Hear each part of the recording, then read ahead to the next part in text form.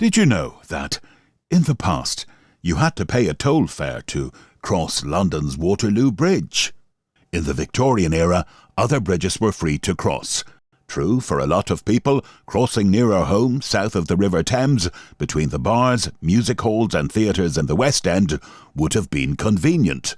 But there were many who preferred to pay the toll anyway. The reason, as you will find out later, might surprise you.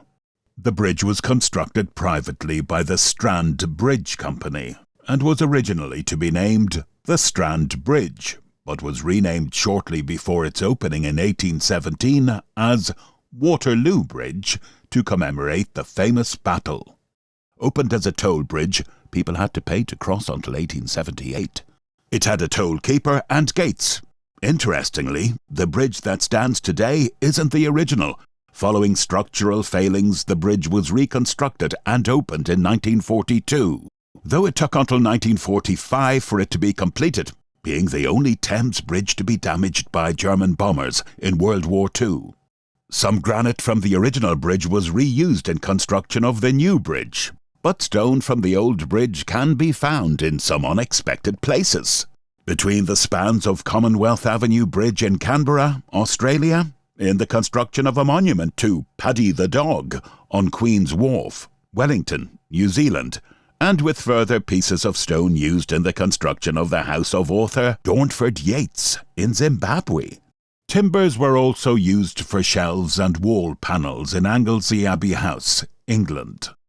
The bridge is well known in popular culture today, having featured in film, song, and famous paintings with a romantic impression. But in the early Victorian era, it had a very different reputation, and not a good one. A reputation you will discover today.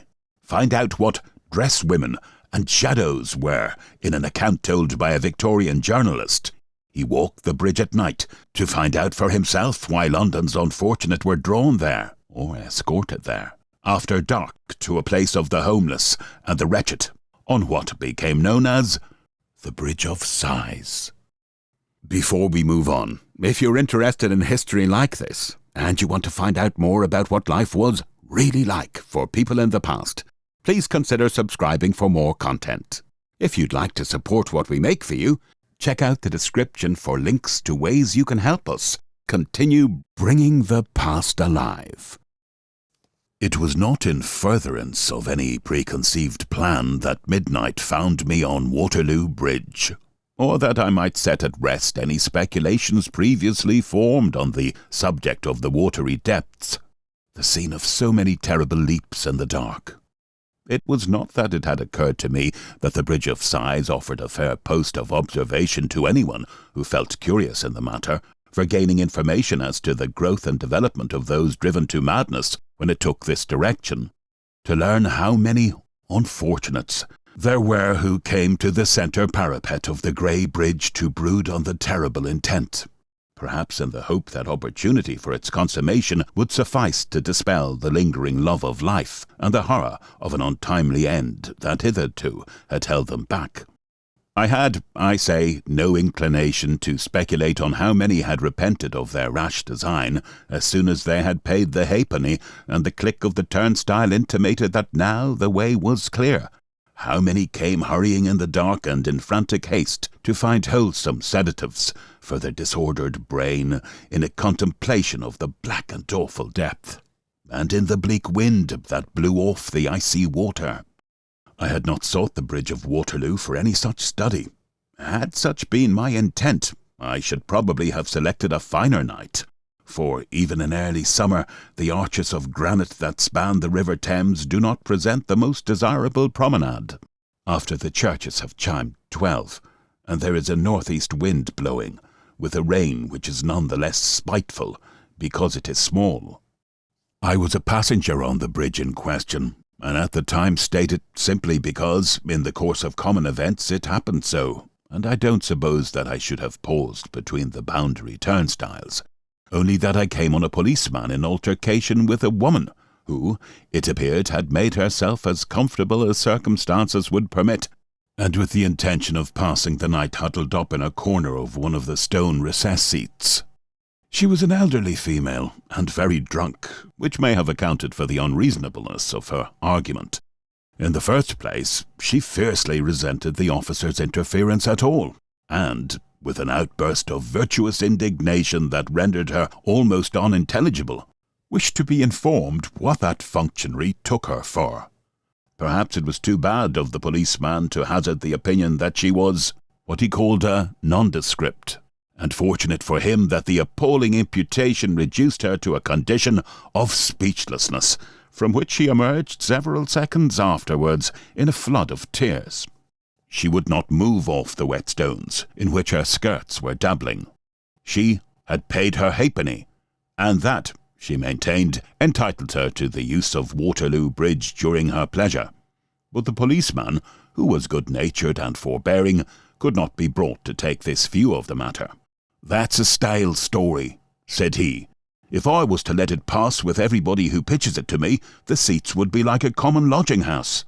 You're a foot passenger, not a lodger, don't you know? And your aput is to go over, not to lie down. If you don't go over one side or t'other, I shall be obliged to walk with you a little further than may be agreeable."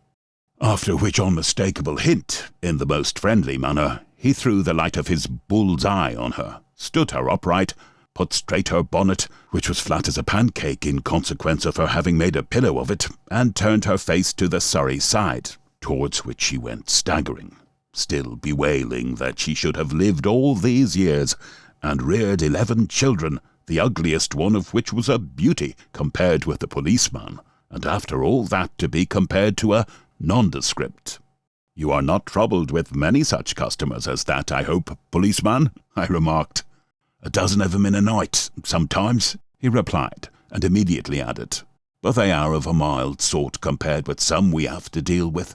No fear of a man going to sleep on this beat, I can assure you, sir." "Of what sort are the very bad?" I asked. "Oh, all manner. Chiefly the women going home to the Blackfriars side after it has got too late for them to stay out any longer. There's a lot of trouble with them poor devils very often." "Tipsy, I suppose?" "No, not so much that, as down on their luck as a rule," replied the friendly policeman with a shrug of his broad shoulders. "And when it's that way with 'em, they somehow seem to find the bridge an awkward bit to get over." "How an awkward bit?" "Well, I ain't equal to explaining it, but it's a dark and solitary bit after the gas of the public houses and that, and it strikes 'em as such, I suppose, and sets 'em thinking of the lots that have made a jump of it when they got as far as the middle arch, and then they get the blues, and there's no doing anything with 'em. It would do good to some of them fast young fellows who go in for seeing life, as they call it, if they could see some of them miserable gals shivering home over the bridge here, in the dark and rain, sometimes at 1 or 2 in the morning."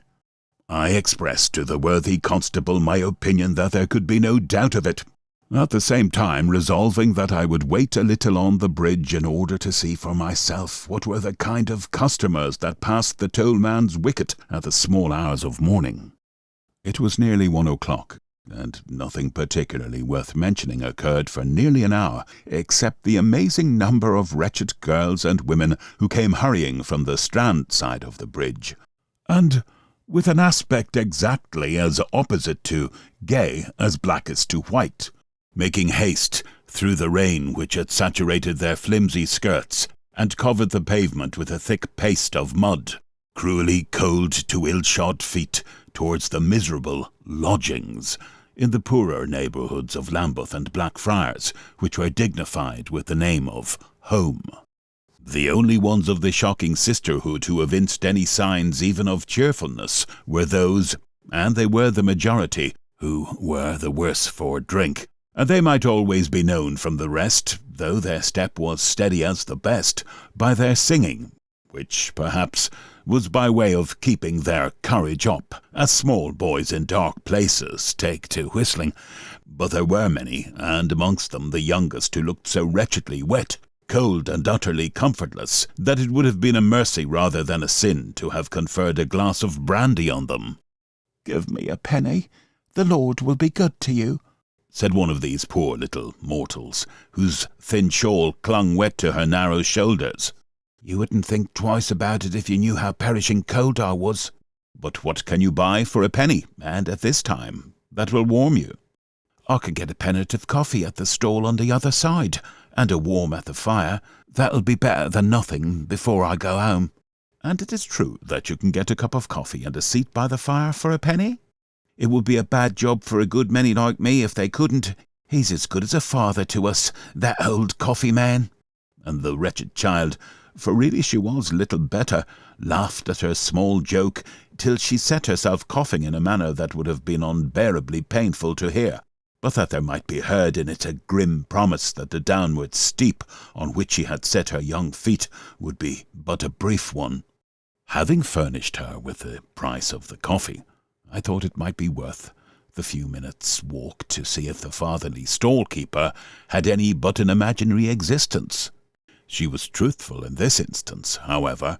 There was the stall, a snug little cabin of a place, of boards and canvas, with the cheerful glow of a charcoal fire within, and there, too, was the individual who had been so gratefully alluded to, dispensing the smoking beverage and bread and butter to 7 or 8 female outcast wretches who huddled together in the friendly shelter, 2 or 3 being seated on a form, dozing by the fire. A form is a long, thin seat, usually without a back, at the heat of which their drenched clothes steamed, and by the light of which might be observed the ghastly contrast between their pinched and haggard faces, pale except for the paint patches that glared like plague spots, and their wretched finery, the drooping feathers and festoons of rainbow ribbon with which their hats were trimmed. By the time I again reached Waterloo Bridge, it was past 2, and either the policeman had gone off duty or had given up as hopeless the endeavour to convince certain people that payment of a halfpenny did not confer on them the right to use any one of the stone seats as a couch. They must have some notion, or why did they pay their money when they must be so deplorably short of it, and when there are free seats on all the other bridges excepting Vauxhall? Of course, it cannot be that the stones of the Waterloo recesses are softer than other stones. It must be done purely for the sake of the seclusion and quiet that, as a lodging, are afforded by Waterloo Bridge as compared with London and Blackfriars. Though, indeed, it is hard to understand how a human being, reduced to such a deplorable strait, can for a moment hesitate between the open air and the cold stones. Here they were, however. In one recess, a woman and a child of 5 or 6 years huddled up in a shapeless bundle of rags, the only sign of humanity about it being 2 small feet. In the next recess there was a drunken man, a drover, I think, fast asleep on his back, with his mouth open, while his hat, which had rolled off, was in the safe keeping of his dog, who lay with his body curled about it. In another recess, however, there was life that was not of the still kind. There sat 2 women, one young and well but flashily dressed, the other a miserable, shabby woman of middle age, with an old black stuff cloak on. And with the 2 was an individual of the male sex, whose appearance it is not easy to describe.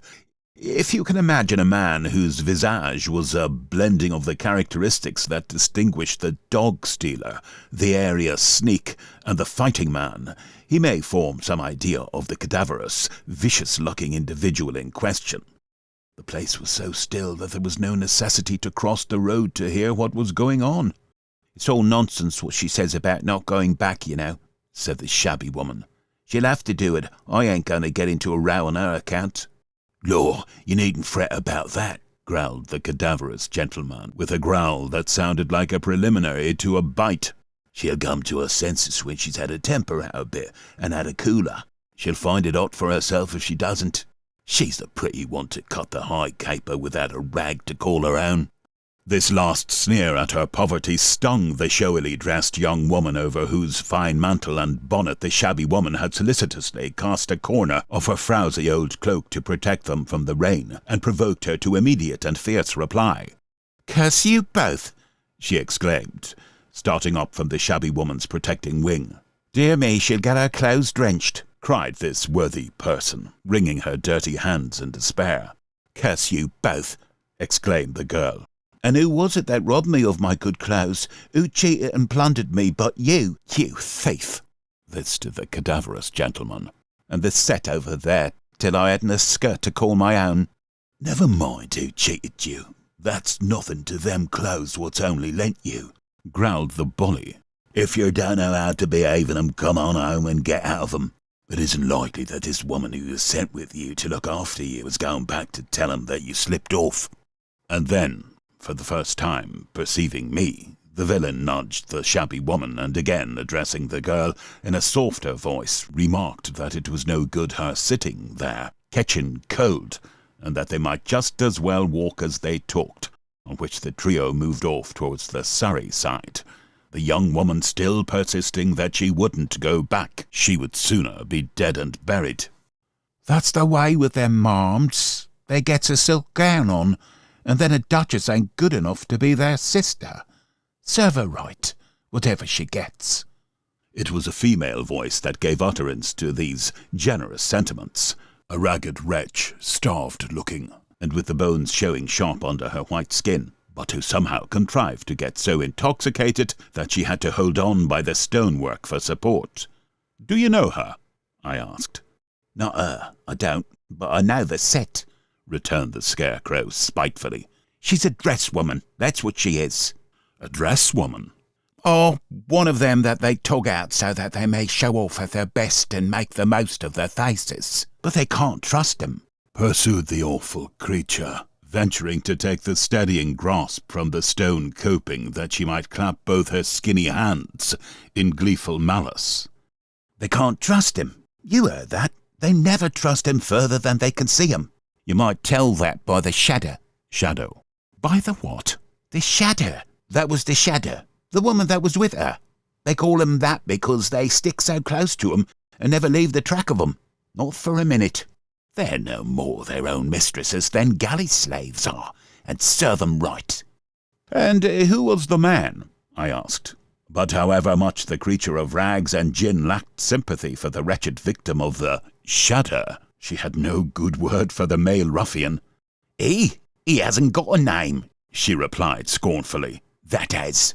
And she spurned some mud before her with her broken old shoe. But he hasn't. He's worse than a dog, for dogs don't eat each other. He'd steal his mother's crutches if she was a cripple, and get drunk with the money he sold them for, and go home and beat her. So saying, the shameful creature staggered away, and as by this time morning was breaking, and it seemed to me unlikely that the toll-gate man would have many customers more interesting than those I had already made acquaintance with, I too passed out of the turnstile.